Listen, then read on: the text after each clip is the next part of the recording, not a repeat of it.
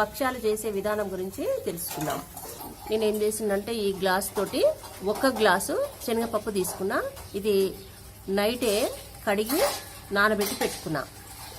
తర్వాత 1/2 glass water పోసేసి కుక్కర్లో వేసి ఉడకబెట్టి పెట్టుకున్నాండి. ఒక్క నీటి చుక్క కూడా లేకుండా చక్కగా మెత్తగా ఉడికింది చూడండి పప్పు 1/2 గ్లాస్ తోటి. సో మన కేసరి అనేది మిగలదనమాట. ఇట్లా మెత్తగా ఉడకబెట్టుకుని పెట్టుకోవాలి. తర్వాత ఇక్కడ ఏం చేసిందంటే ఈ గ్లాసు తోటి 1 గ్లాసు మైదా పిండి తీసుకున్నా. 1/2 గ్లాస్ అంతా గోధుమ పిండి తీసుకున్నా. తర్వాత కొద్దిగా పసుపు, తర్వాత ఉప్పు తగినంత. అంటే ఎక్కువగా వేసుకోకూడదు, మోతాదు కూడా వేసుకోకూడదు, కొంచెం తక్కువనే వేసుకోవాలి ఉప్పు. సో ఇది బెల్లము. ఈ బెల్లాన్ని వాటర్ పోసి నానబెట్టి పెట్టుకున్న. వాటర్లో నాన్న తర్వాత ఉడగట్టుకోవాలి.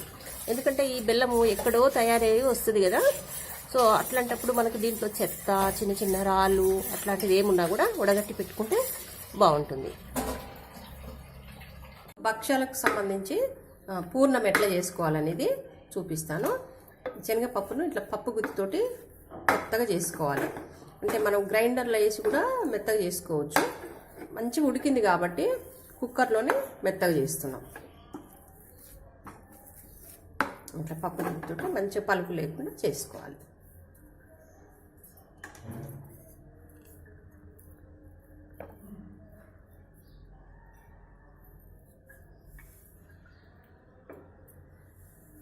తర్వాత మనం నానబెట్టుకున్నాం కదా ఆ బెల్లాన్ని జాలి పెట్టి ఉడబోసుకోవాలి.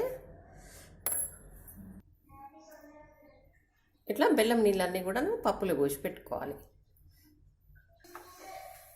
స్టవ్ అంటే వేసుకోవాలి. గంటతోటి ఇట్లా కలుపుతుండాలి. ఇది ఉడికొచ్చేదాకా ఐలో పెట్టాలి. పెడుతూ అడుగంటకుండా ఇట్లా కలుపుతుండాలి. 1 స్పూను నెయ్యి వేసుకోవాలి. దీంట్లో 1 స్పూను చక్కెర కూడా వేసుకోవాలి. ఎందుకంటే ఈ బెల్లంతో పాటు చక్కెర వేయడం వల్ల మంచి టేస్ట్ వస్తుంది అనమాట. ఈ ఉడికిన శనగపప్పులో మనం బెల్లం నీళ్ళు పోసినాం కదా, మంచిగా ఉడుకుతుంది అనమాట. 2 కలిపి అసలు మంచిగా పూర్ణం తయారవుతుంది. దాంట్లో కొద్దిగా షుగర్ కూడా వేసుకున్నాం కాబట్టి దాని ఫ్లేవరు మంచి టేస్ట్ వస్తుంది అనమాట. అయితే నేను బెల్లం ఎంత తీసుకుంది అనేది మీకు చెప్పలేదు. ఈ గ్లాస్ తోటి మనం 1 గ్లాసు శనగపప్పు తీసుకున్నాం కదా, అయితే ఈ గ్లాసున్నర బెల్లం తీసుకోవాలి. అప్పుడే మంచి టేస్ట్ వస్తుంది. ఎందుకంటే మనకు మైదా పిండి గోధుమ పిండి కలిపినటువంటి పిండితో చేస్తాం కాబట్టి టేస్ట్ దానికి సరిపోద్ది అనమాట. పూర్ణంలో ఈ ఇలాచి వేసుకోవాలండి. అయితే ఒక 20 ఇలాచి తీసుకున్నాను. దీంట్లో ఒక 2 స్పూన్ల షుగర్ వేసుకోవాలి. వేసి మిక్సీ కొట్టుకొని ఆ పొడిని పూర్ణంలో వేసి కలుపుతుండాలి. దగ్గరికి అవుతుంది చూడండి పాకము. అది అట్లా మంచిగా గట్టిగా దగ్గరికి వస్తుంటుంది. కొంచెం పప్పు కూడా పలుకు కనిపిస్తుంది కదా, మనం తాల్చేటప్పుడు ఆ పలకంతా పోతుంది. తర్వాత ఇది బెల్లంలో కూడా మంచిగా ఉడికింది కాబట్టి ప్రాబ్లం ఏమి ఉండదు. మనం ఇప్పుడు మిక్సీ కొట్టుకున్నటువంటి ఇలాచి షుగర్ కలిపి కొట్టినాం కదా, దాన్ని దీంట్లో వేసేసుకోవాలి. 1 స్పూన్ మాత్రమే.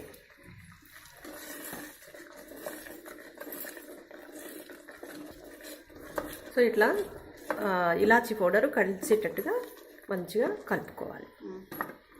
దగ్గరికి అయిపోయింది చూడండి.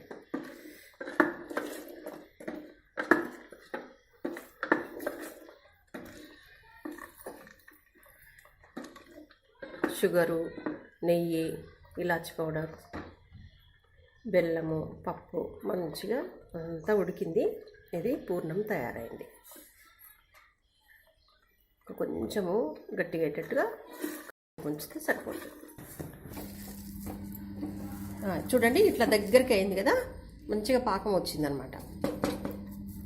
కొంచెం కూడా వాటర్ లేకుండా మంచిగా అయింది చూడండి. మంట ఆఫ్ చేసుకొని చేయాలి. చల్లారింది అనుకోండి ఇంకా మంచిగా గట్టిగా అవుతుంది. కలపడం వల్ల పప్పు కూడా మంచిగా ఇచ్చుకుంది. తయారైనటువంటి ఈ పూర్ణాన్ని డ్రై ఉన్నటువంటి ఒక స్టీల్ పాత్రలోకి తీసి పెట్టుకోవాలి. పిండిని ఇట్లా కలిపి పెట్టుకోవాలి.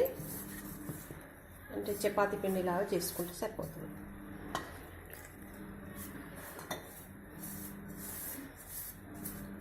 దీంట్లో పసుపు ఉప్పు కొంచెం అంత ఉప్పు వేసినాం కదా, దాన్ని మంచిగా కలిపి పెట్టుకోవాలి.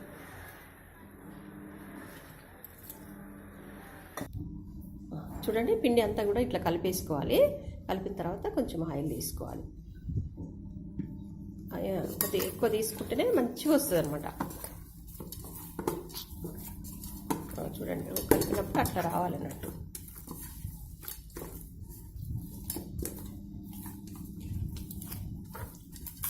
అంతే, అట్లా కలిపి పక్కకు పెట్టుకోవాలి. తర్వాత మనం ఈ పూర్ణం అంతా కూడా ఇప్పుడు ఇట్లా గిన్నెలో పెట్టినాం కదా, ఇది కూడా మంచిగా ఇట్లా ఆరాలి. ఇట్లా ముద్దలు చేస్తే వచ్చేటట్టు ఉండాలన్నమాట. ఇది ఇక్కడ ఆరుతుంది, ఈ పిండినేమో ఇక్కడ నానుతుంది అనమాట. ఆ తర్వాత మనం భక్షాలు చేసుకోవచ్చు. కలిపిన పిండిని ఒక నిమ్మకాయ సైజ్ అంతా తీసుకోవాలి. పొడి పిండి తీసుకోవాలి. ఇప్పుడు కాల్చాలి.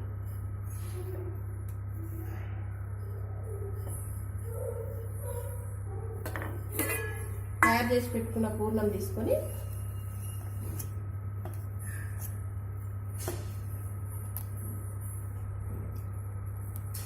ఒత్తి పెట్టుకున్న దాని మీద పెట్టాలి. పెట్టి చుట్టూరా ఫోల్డ్ చేయాలి.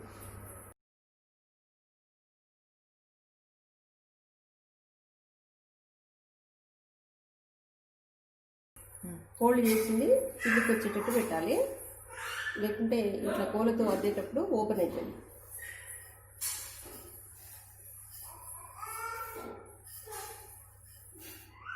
చపాతీ చేసిన మాదిరిగా చేసుకుండాలి.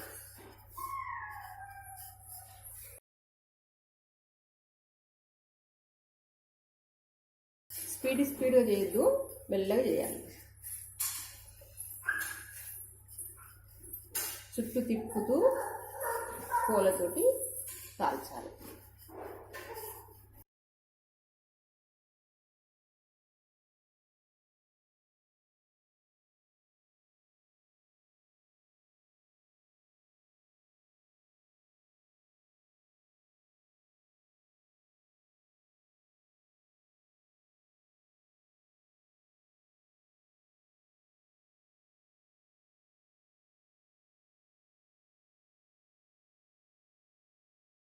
ఇప్పుడు పెనం మీద వేసేయాలి.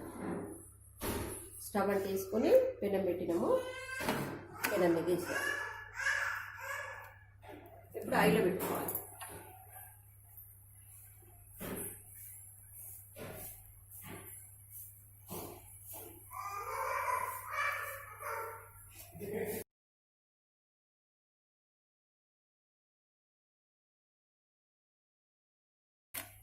తిప్పాలి. ఇప్పుడు ఆయిల్లోనే ఉండాలి. ఇప్పుడు నెయ్యి వేసుకోవాలి.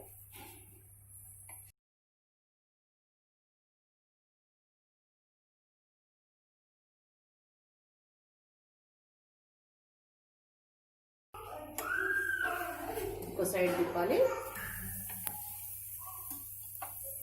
సిమ్లో పెట్టుకొని నెయ్యి రాసుకోవాలి.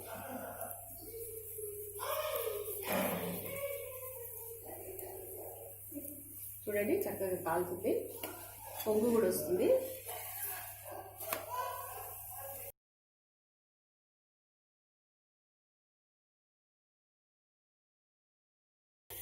ఇప్పుడు కాలిందండి.